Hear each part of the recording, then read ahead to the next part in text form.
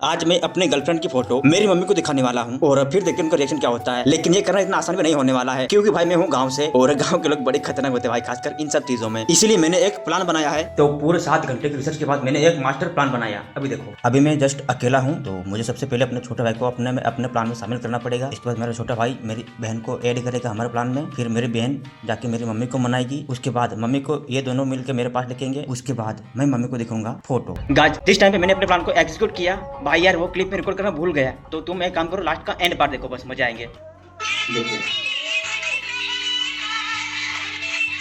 कौन है ये? इनको क्यों लगी? हैं?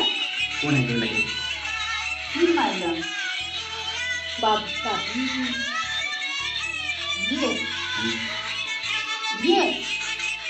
ये पानी है। कान दिख रहा हूँ ओके